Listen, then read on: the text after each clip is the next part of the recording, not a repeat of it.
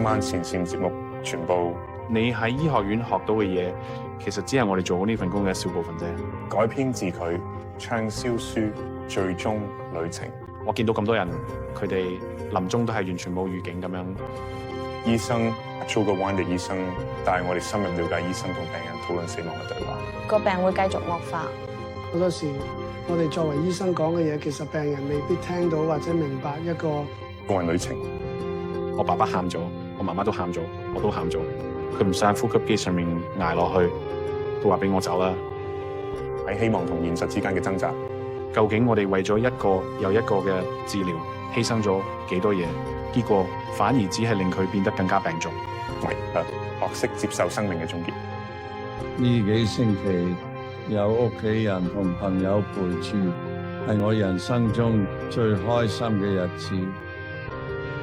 今晚前線節目主題係有限人生。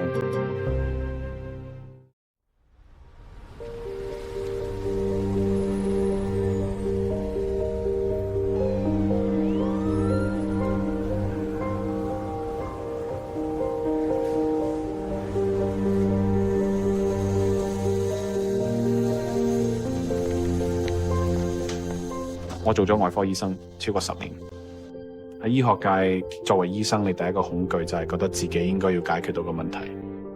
我哋嘅焦慮包括想俾人覺得自己有能力，而對我哋嚟講，有能力就係代表我可以搞掂呢件事。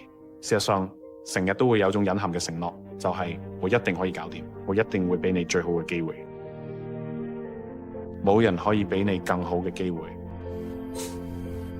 跟住當事情唔順利嘅時候，你其中一部分嘅焦慮就係咪有啲嘢我忽略咗？有冇其他嘢我可以做多啲？我啱啱開始做外科訓練嘅時候，你會發現喺醫學院書本學到嘅嘢，其實只係做好我哋份工嘅一小部分啫。做醫生唔再淨係睇你有幾叻，仲要識得點樣同團隊合作，仲有錯誤總會發生，重點係你點樣處理同學習。其中最難受嘅困難就係面對啲我哋解決唔到嘅個案。兩個最大無法解決嘅問題就係衰老同死亡。係啊，呢啲真係冇得搞，冇得醫。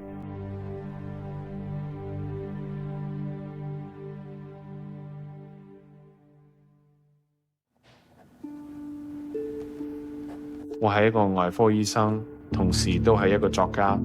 寫作成為咗我專注同開始理解啲最令我困惑問題嘅方法。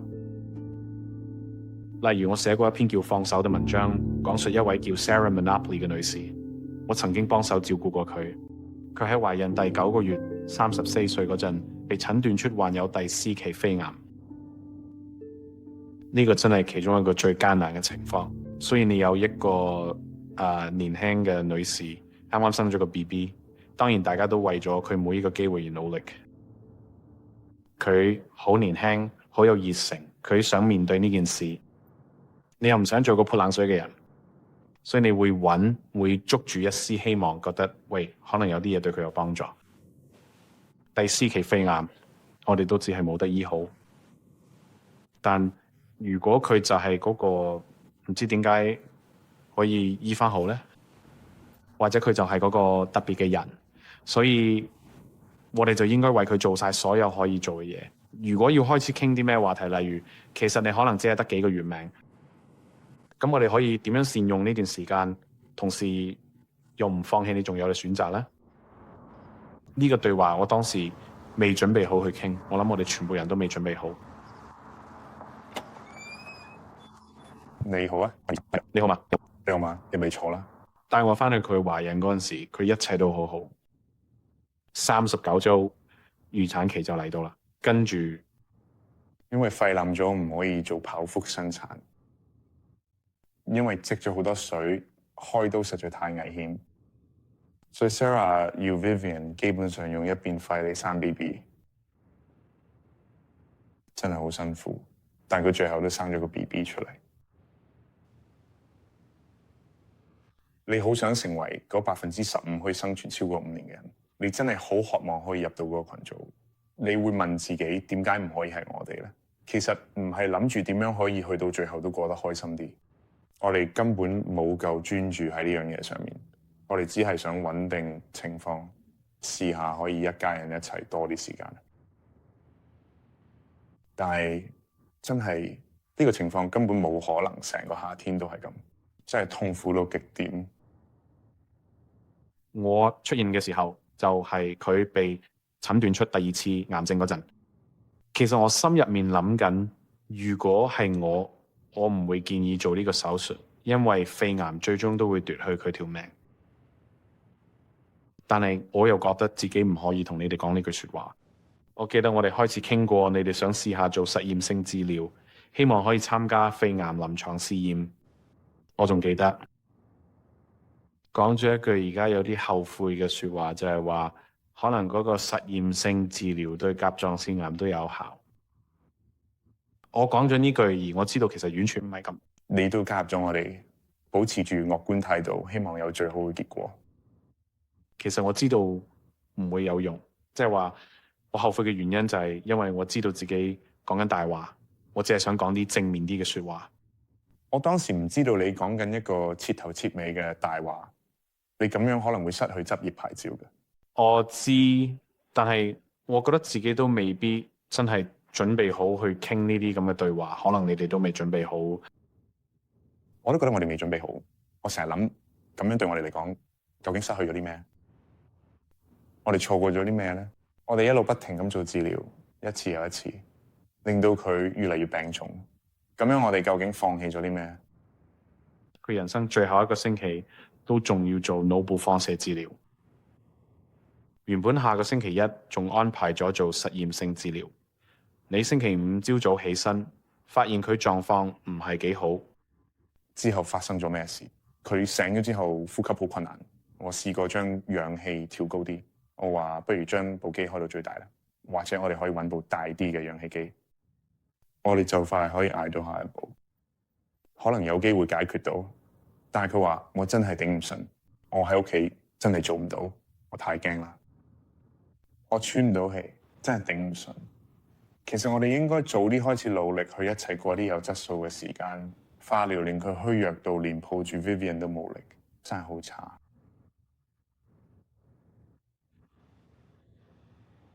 咁樣唔係我哋想要嘅，呢個唔係我哋想要佢最後幾個月嘅結果，呢個唔係我哋期望嘅狀況。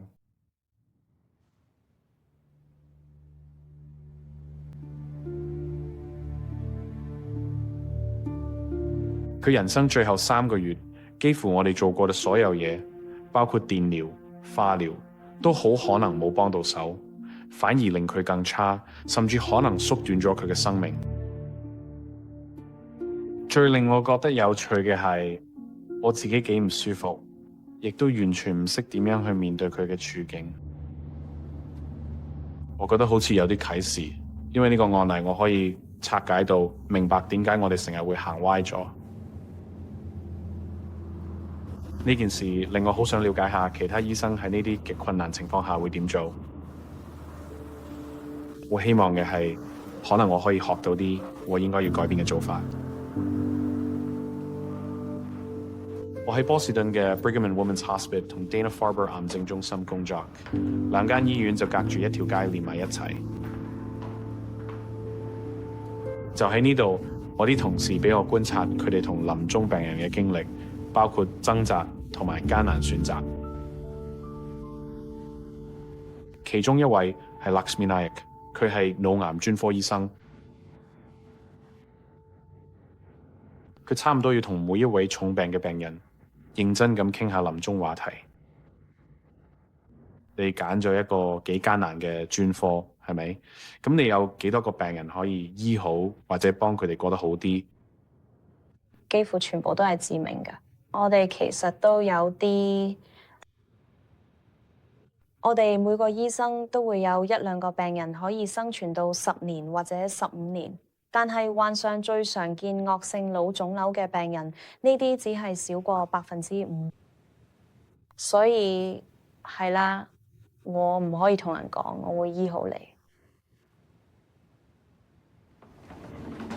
Dr. Nayak 其中一個當時最棘手嘅個案就係一位叫 Bill Brooks 嘅男士，佢當時46歲。Bill 有腦癌，基本上佢嘅情況令到佢個頭入面壓力上升，佢覺得自己好精神。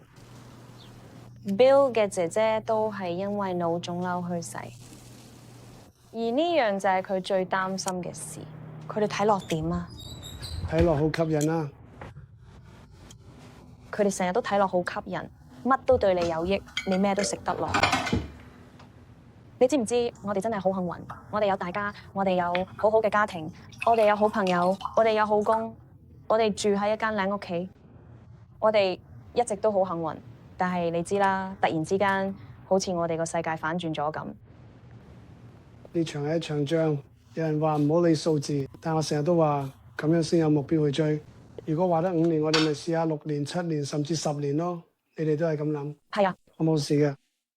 其實由一開始Bill嘅故事都好有挑戰性，因為我第一次見佢嘅時候，我以為佢仲有5至10年，但係情況變咗，佢啲症狀開始變得更加嚴重，要頭痛，啲頭痛仲有瞓唔到落床。我真係打咗俾 Mary， 我同佢講，我哋冇乜時間，我哋可能只係得幾日到1個月。我同佢講，佢應該請假唔好返工。佢開始覺得個頭有壓力，跟住我哋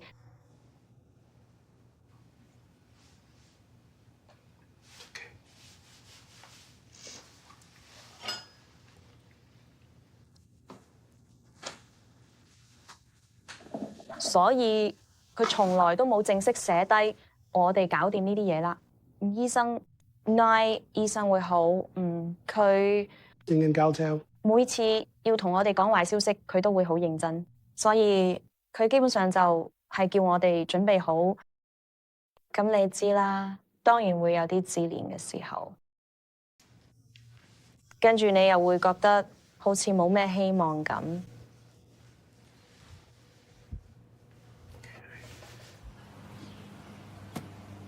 咁打完個電話之後，Nayak 醫生安排咗一連串腰椎穿刺，幫 Bill 減低腦壓，而且真係有效，壓力降咗落嚟，佢感覺好咗，佢哋又有新希望。但係個病都仲係繼續惡化。你開始覺得有啲壓力，我可以檢查幾樣嘢咩？用你對眼跟住我。你對眼要再張大啲。其實我望住你對眼，並唔係單純想睇你瞳孔究竟係點樣反應，而係想睇清楚你內心嘅想法。其實我真係好擔心呢一件事，壓力到底可能係由咩原因造成嘅呢？我真係好想知，個病可能會惡化。我覺得對我哋嚟講好重要。雖然今日好容易就咁跳過唔講，我哋應該傾下，如果情況不如我哋所願，至少都要講一講最壞情況會點。咁當然都要講埋最好嘅情況啦。最好梗係我哋可以照舊咁繼續落去。呢條路啱就繼續做。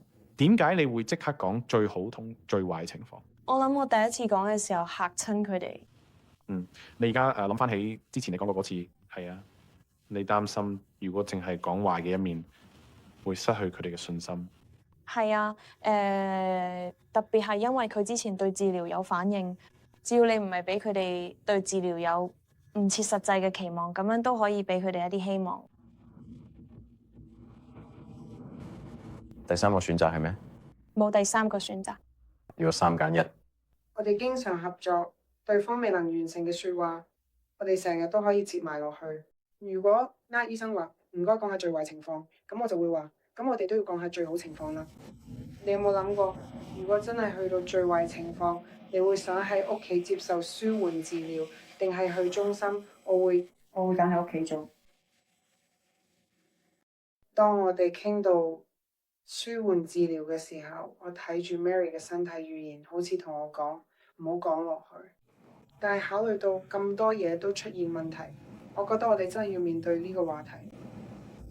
你有冇諗過做完 MRI 之後會點？我嘅諗法，Mary 都聽我講過好多次，就係我想睇下下一次會點，想睇下有冇咩新發現，等我唔使太早擔心或者太早有希望。多謝你，見到你真係好開心。好開心見到你。見到我啲同事點樣同人傾呢啲對話，真係好神奇。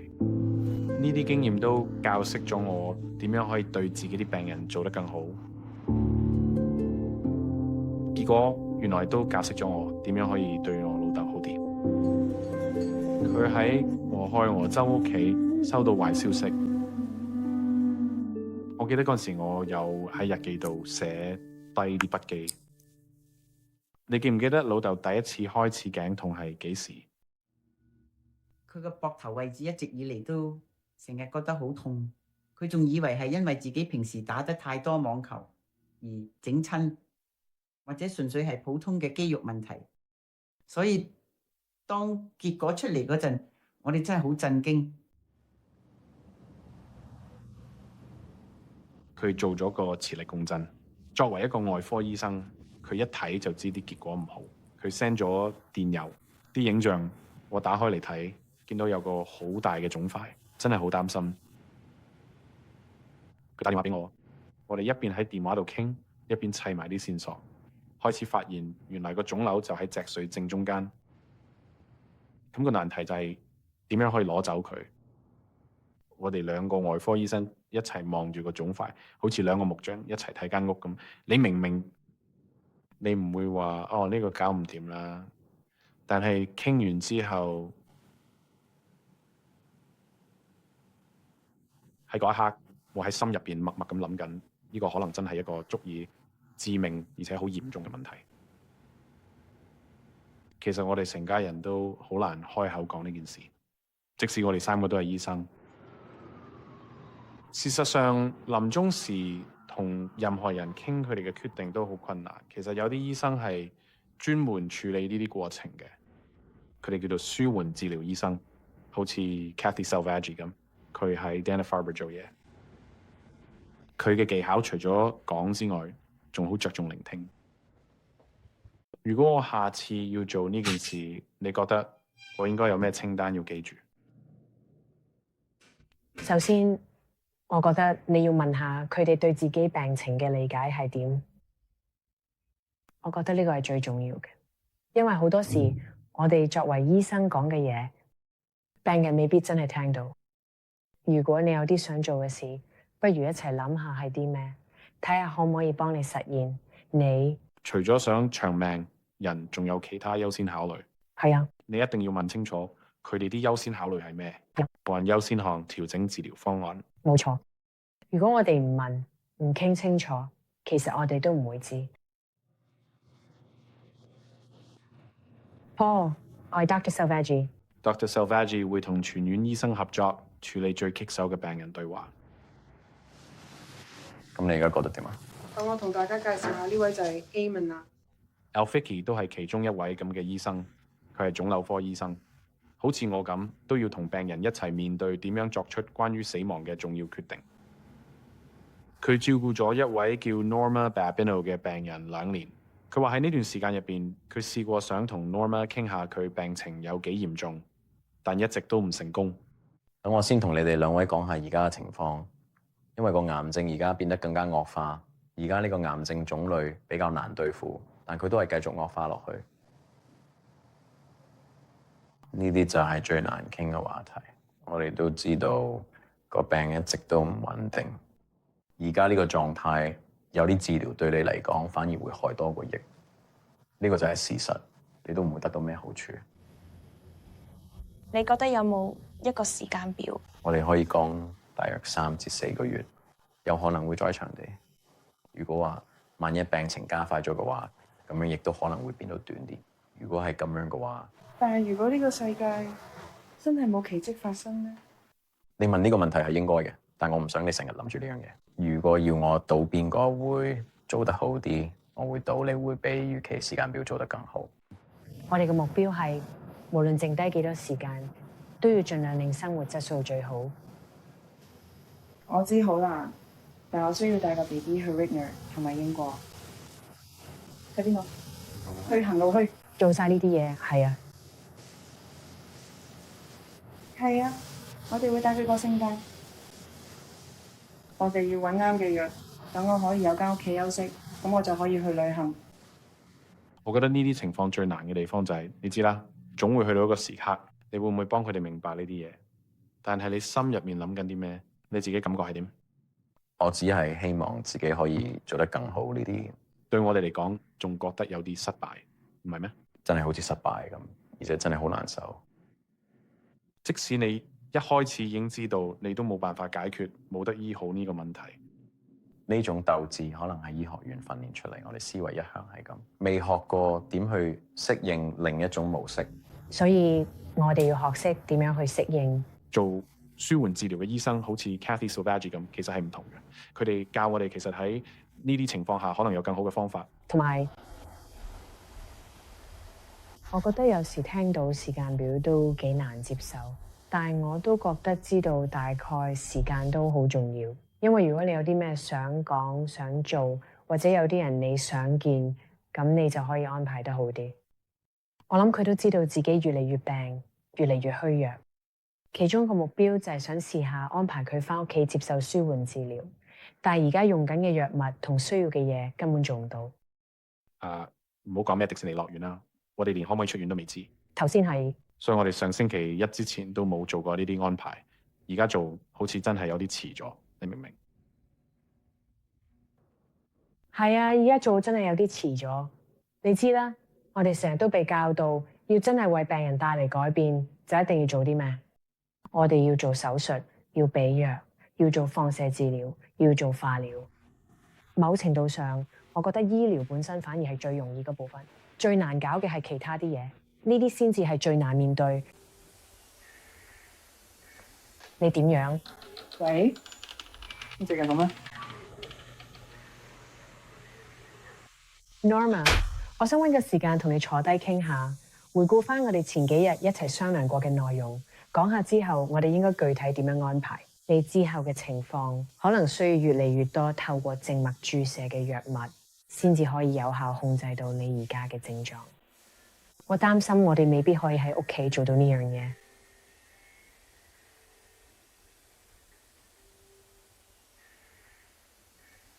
你點睇呢？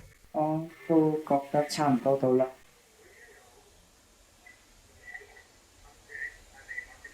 你話差唔多到，即係話我哋都接近尾聲啦。我都擔心同一樣嘢。我哋會安排你留喺度，我哋會喺度照顧你。唔知你覺得咁樣安排，你認唔認同呢？你覺得好唔好啊？好啦，一陣見啦，好唔好？不如我幫你清理下呢度。Kathy Sauvage 幫 Norm 明白到佢已經嚟到人生盡頭。不過 Norma 冇咩時間同人道別。佢10日之後就離世咗。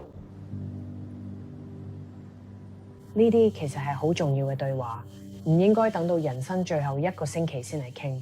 病人、家屬、醫生同埋其他參與照顧病人嘅醫護人員之間，其實冇一個自然嘅時機去傾呢啲對話，除非有危機發生，但到時已經太遲。所以我開始試下早啲同病人，甚至同我老豆傾呢啲嘢。我記得我父母嚟探我老豆、我老母同我一齊坐喺我客廳，我就開咗個話題，就係問你哋有咩擔心或者驚嘅嘢，你有咩目標？佢喊。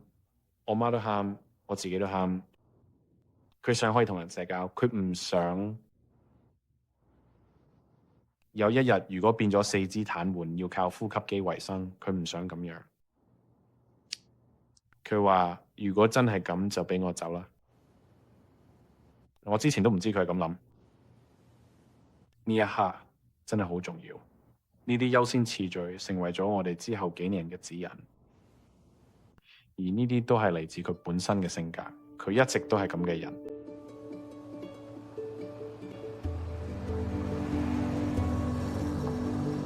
我爸爸係印度一個細細嘅農村出世，你知啦，茅草泥屋，冇自來水，成條村大約有5000人。佢爸爸有13個仔女。佢媽媽喺佢大約10歲嗰陣，因為體疾去世，就係嗰陣時佢決定要做醫生。佢喺印度讀醫科，之後佢喺紐約市一間醫院揾到份工，接受外科醫生訓練。佢識咗我媽之後，同佢結咗婚。佢哋搬咗去俄亥俄州雅典市，開展自己嘅醫務所同埋養家。喺嗰度，佢成為咗社區一份子。而呢樣嘢係佢患癌之後，對佢嚟講更加重要。隨住腫瘤慢慢咁樣惡化，我哋跟住佢個人嘅優先考慮，結果我哋同佢都一齊選擇咗做一個比較進取嘅手術，之後再配合埋做電療，但最終都係出現咗癱瘓嘅情況。咁我哋嘅選擇就唯有變成做化療。腫瘤科醫生咧就列出咗8、9個唔同嘅選擇，我哋都喺度摸索緊。T 莫作案，長春新間之後就開始講，其實你真係應該考慮下接受化療。邊個知啊？可能到夏天尾你已經可以打返網球。即係呢個真係好誇張，呢件事令我好嬲，因為完全唔啱啊！係啊，你知啦，呢個人可能幾個星期內就會癱瘓。腫瘤科醫生都好人性化，佢同我爸爸傾偈嘅方式就好似我過去10年同我啲病人傾偈一樣。佢其實係俾咗一啲唔現實嘅希望，目的就係想令佢肯去接受化療。之後我再追問。我哋心入邊仲諗緊，仲有冇可能可以再捱多10年？其實佢基本上就話冇可能。而我哋係需要知道呢一點。醫學成日都會同你做交易，我哋而家要犧牲你啲時間，為咗將來可能會有多啲時間。但係我老豆開始意識到，所謂將來嗰啲時間其實都冇幾多。佢開始真係好認真咁諗，自己仲可以做啲咩，仲想做啲咩，令自己喺有限嘅時間過得最好。我諗個教訓就係，你唔可以永遠靠醫生帶路，有時病人都要自己行前一步。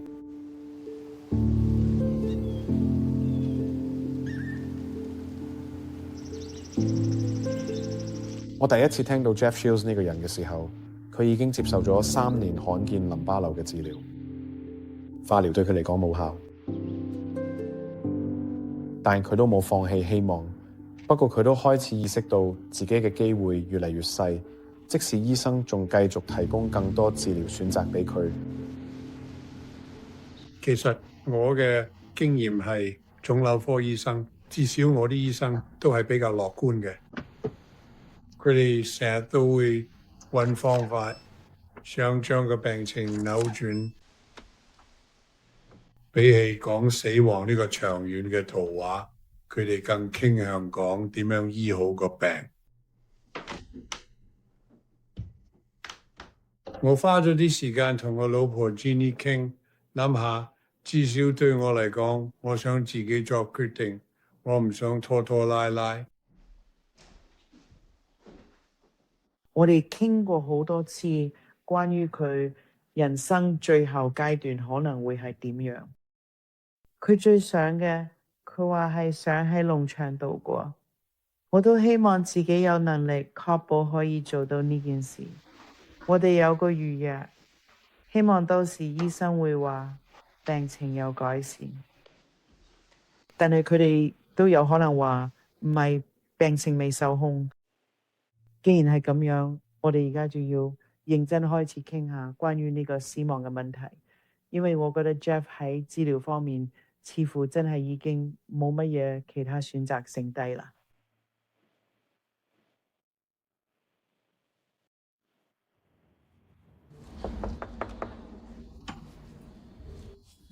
喂 Rob 點啊？最近好嗎？好啊，係啫，唔使客氣。我想問下活檢有冇結果啊？有啊，初步結果睇嚟係移植物抗宿主病。其實呢個都唔算太出奇。我哋本身都有預計到，我第一次見 Shield 先生，大約係2年前，嗰陣時佢做咗骨髓移植。可惜係移植大約1年之後，佢開始出現病情復發嘅跡象。除咗咁之外，佢仲有移植後嘅併發症，就係捐贈者嘅細胞反而攻擊緊佢自己身體。可惜係呢啲情況令佢越嚟越差。基本上都唔使再多講啲咩啦。不過可能1個星期之後，我哋就要再諗過一個新嘅方案。我唔想成日覺得唔舒服，或者喺醫院過最後幾星期，我完全唔想咁樣。我都估你唔會啦。所以到咗嗰個時候咧，我就真係要靠你幫下我，確保我哋大家都可以傾得清清楚楚。係嘛？而且咧，呢個係大家一齊討論嘅事。好啦，我哋遲啲再見啦。呢啲事永遠都好難處理，係咪？你點樣知道佢係咪真係去到尾聲，定係又要再轉治療方法？其實我個人覺得，我哋永遠都唔會真係完全清楚知道個真相。Jeff 係一個非常有自己諗法同埋遠見嘅人，佢通常都會預先諗定好晒將來可能會發生嘅種種事情。佢同我講得好清楚，如果我哋覺得有啲治療可能有幫助，可以令佢有合理生活質素之下延長生命，佢都樂意去試。其實佢亦都講得非常之清楚明白。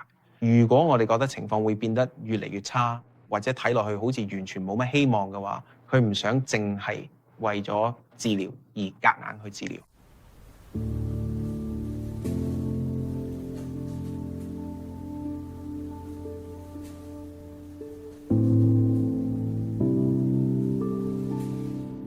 我覺得呢幾個星期真係有好大分別。而家我哋都知道淋巴癌係繼續惡化緊，而家好似失控咁。其實我最擔心嘅一點係，會唔會我哋已經去到一個地步，呢種病嘅情況真係開始威脅到你嘅生命安全，而我哋都仲未有機會認真地同啲孫仔孫女講，同埋我想知道我而家去到邊個階段？我覺得而家已經係安寧服務階段，即係話末期。係啊，而家我哋都冇話我一定可以再生存4個星期，而我哋都諗緊可能得返3個月。係啊，係啊，冇錯啊。下次覆診要問下呢樣。好啦，返去你個 Benadryl 泥糊狀態啦。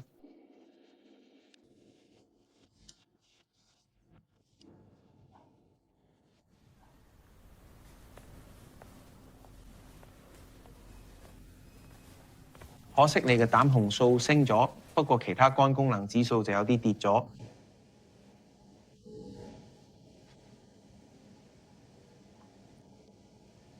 我都唔可以話呢個係咩好消息。我唔知應該點樣形容得幾負面，但係肯定唔係好消息。我想澄清一樣嘢。我講過，我唔想再返醫院，我想喺屋企離世。同埋呢個真係我嘅目標，所以我想你作為我嘅醫生同好朋友都要知道呢件事。善終服務啲人都會知道 ，Jeannie 都知道呢個係我嘅心願。一個病人同佢屋企人可以好清楚咁知道自己最重視啲咩，好似 Jeff Shields 咁，真係好令人佩服。接受生命有時會比我哋想象中短，係一件好難嘅事。對於我哋所有人，包括病人同醫生嚟講，好容易就會不斷諗住仲可以做啲咩，而忽略咗沿途可能要犧牲嘅嘢。尤其是對於年輕啲嘅病人，呢個時候我覺得醫生就真係要有技巧。點樣講出口話治療唔再有效？我已經冇其他方法，永遠都係一個挑戰。我會嘗試分段咁樣喺一段時間內慢慢講壞消息，我覺得好多時佢哋都未必能夠完全吸收晒所有資訊嘅，所以你要不斷重複講，同埋你喺 Dobert 身上見過呢個情況？係啊。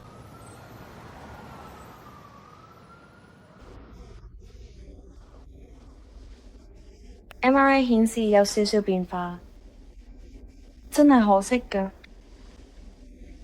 我哋可以見到呢度多咗一個細細粒嘅新斑點，睇落去其實唔算係好大粒嘅，但係都出現咗。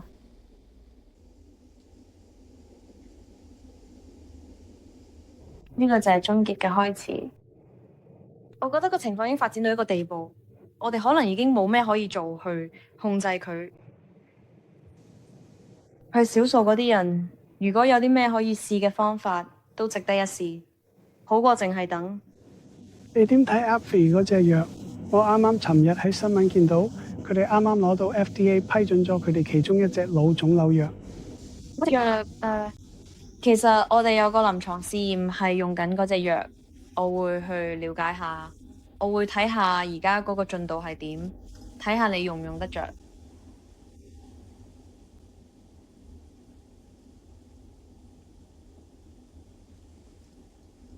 但係你就唔會參加到臨床試驗，用嘅話就要用恩恤用藥方式。其實我都唔想俾你食啲可能會令到你情況變得更差嘅藥，所以我一定會再認真詳細了解下。Bill 提出咗呢隻藥，但係其實都仲係實驗性質。你會唔會擔心佢食咗藥之後只係有副作用，冇乜幫助？有啲擔心，但又唔係完全係去到呢個階段。我知道如果咩都唔做，佢都唔會捱得耐。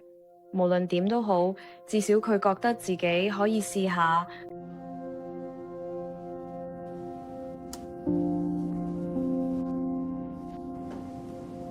Bill 最後只係打咗一劑實驗藥，因為佢身體越嚟越差。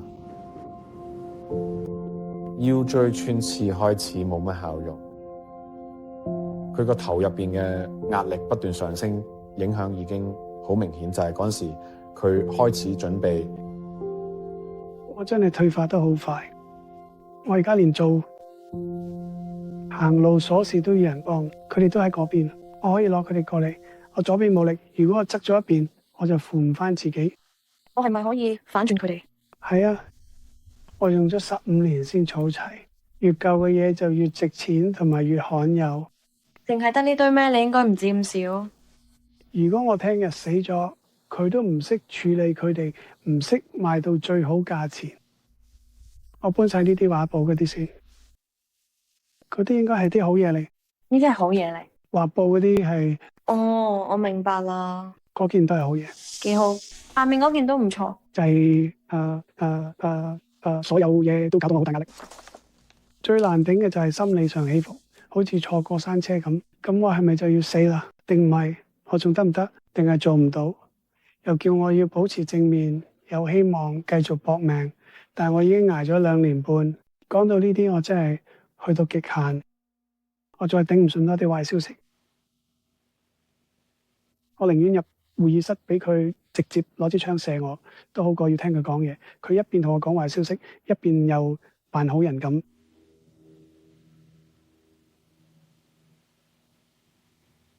好似我講過咁，我本身都算係個正面嘅人，但係而家真係去到極限，我已經盡咗最大努力去搏鬥。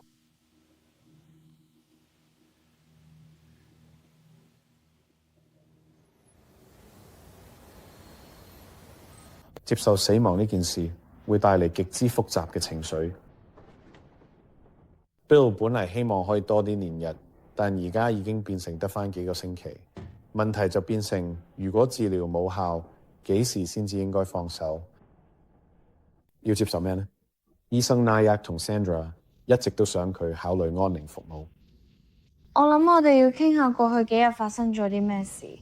你對腰椎穿刺冇反應，我都唔想再俾你受苦，仲要再做多次腰椎穿刺。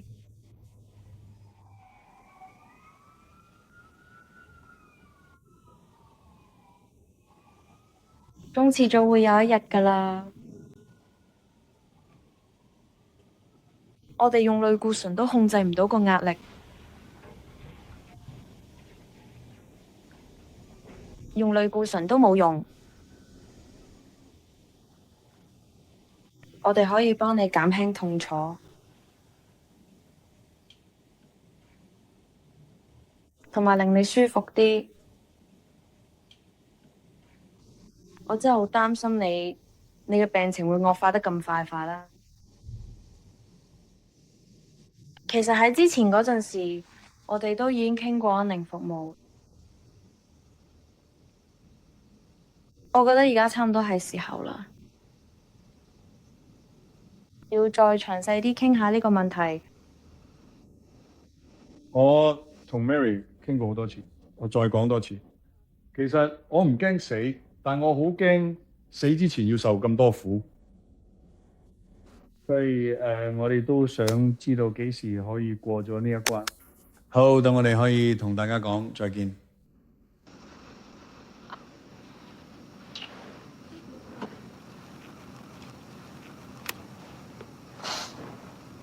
我哋應該停一停，俾自己啲時間，實在太多資訊要消化。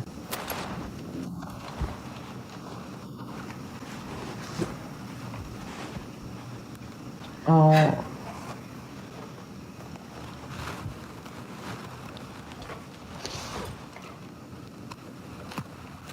真係冇意思嘅，真係好痛。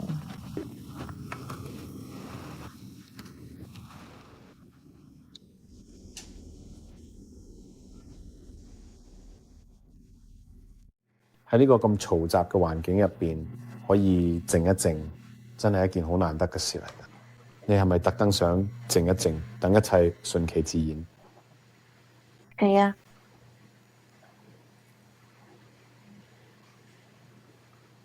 我覺得喺啱嘅時候停一停好重要。有時候係咁，真係好多資訊要消化，就係咁啦。多謝你，有好消息。希望今日呢個係你最後一個壞消息啦。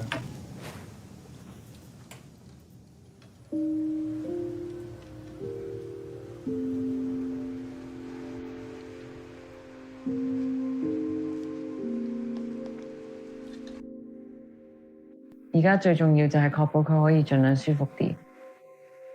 你知啦，呢個先係最重要嘅事。其實對佢嚟講，反而因為佢後生又壯健，變咗有啲唔好。即係話佢可能會拖耐啲先走。而家就係咁，基本上就係等佢可以安安樂樂咁走。你明唔明？除非再有一個奇蹟發生。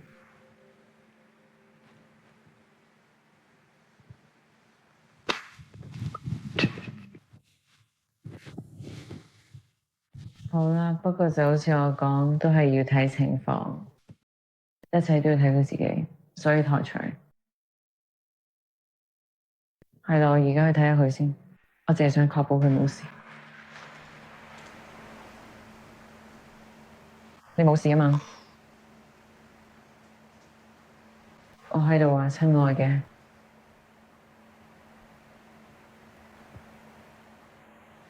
我淨係想你舒服啲。Bill 喺2日之後離世。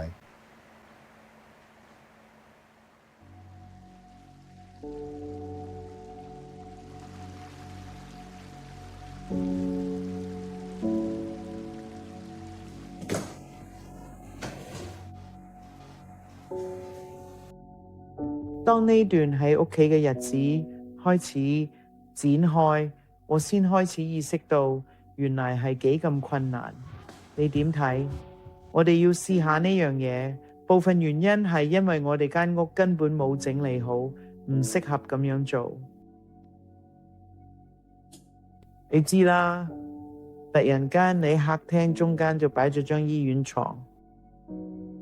咁我需要你幫我抬高對腳。我唔知喎，嚟啦。Malcolm，我哋而家幫爺爺除咗對拖鞋先，你做到嗎？你都想佢盡量令到佢可以喺度盡量舒服同開心。同時，其實你都知呢個就好似大家都唔講，但又存在嘅問題。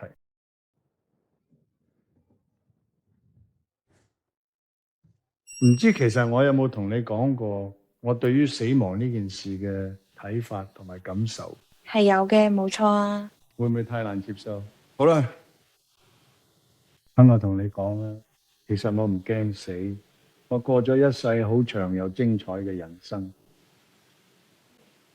喺農場其中一樣好嘅地方，就係你會明白到萬物都會死，生命有個循環，牛會死，樹會死，草會死，魚都會死，人都會死。你唔係。你唔覺得咁樣好可惜咩？你會錯過咗好多精彩嘅嘢㗎喎。係啊，我都會㗎。其實我都希望可以再有多10年、15年，但係人生唔係事事如你所願。你我都愛你。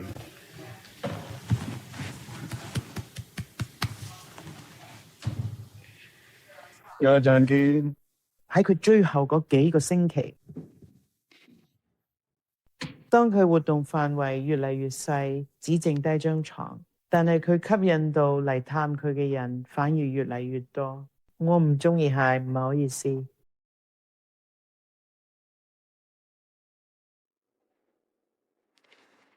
但呢個又係另一個矛盾。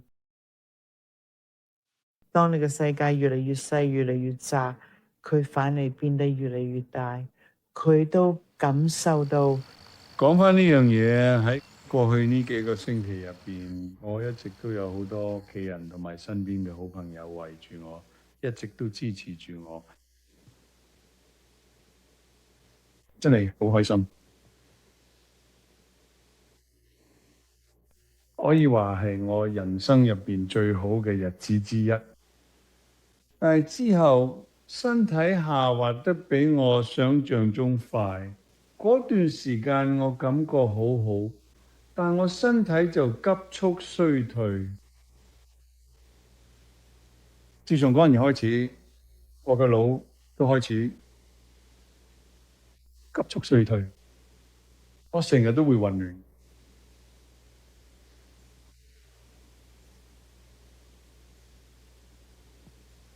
不過我依然佢係一個開心嘅人。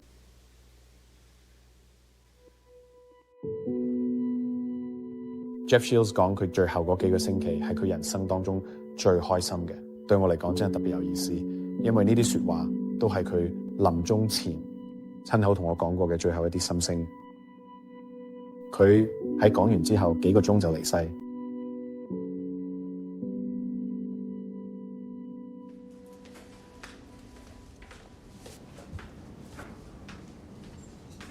喺醫學上，當我哋面對無法解決嘅問題時，往往都未準備好接受佢真係解決唔到。我學到對於人嚟講，佢哋嘅故事點樣完結係好重要。我哋作為人互相問嘅問題都好重要。你對未來有咩驚或者擔心？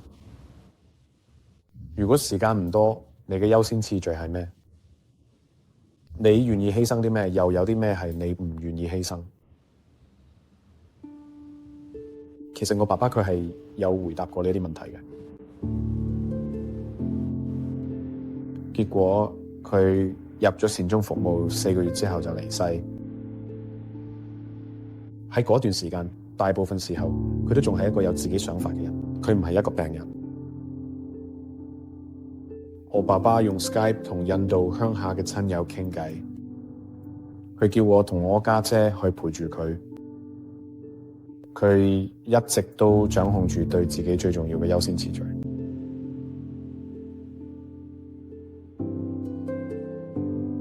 我記得自己坐喺張椅度睇緊報紙，陽光由窗照入嚟。我媽同我家姐喺度傾緊偈。跟住我哋發現佢冇再呼吸，我哋等住睇下佢會唔會再有一口氣。但係冇。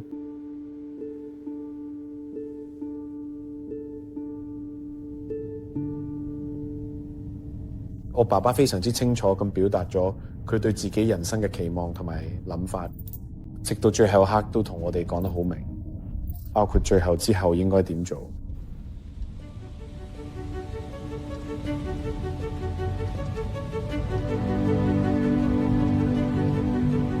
佢想用傳統印度方式火化，仲想我哋將佢骨灰灑喺恆河度。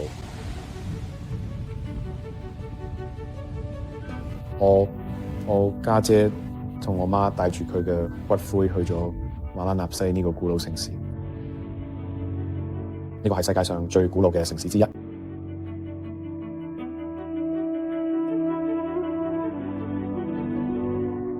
有個法師同埋一個船夫帶我哋坐住細艇出河，跟住真係一件好神奇嘅事。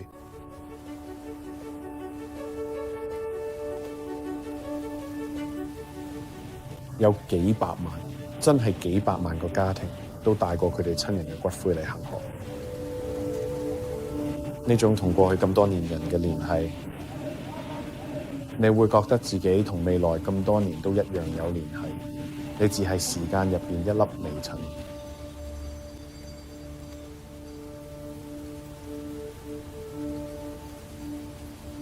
我覺得佢帶我哋去嗰度，將自己同所有對佢嚟講重要嘅嘢聯繫埋一齊。點解死亡可以被接受？點解死亡唔係一件可怕恐怖嘅事？唯一可以接受嘅原因，就係因為我哋人類活住係為咗比自己更大嘅嘢。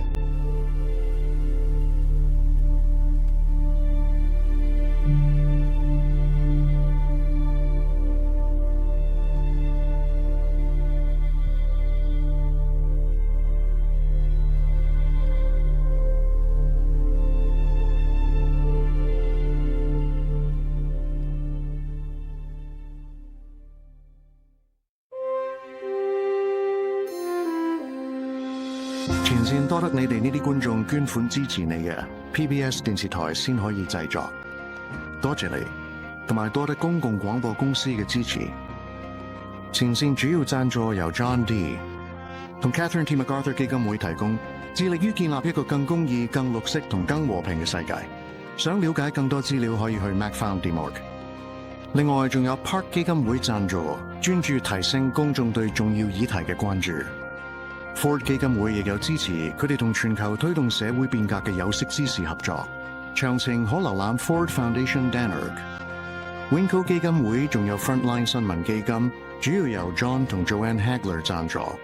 Chris 同 Lisa Knieb 亦有額外支持。Being Mortal 獲 John 同 Wana Harmon 基金會贊助。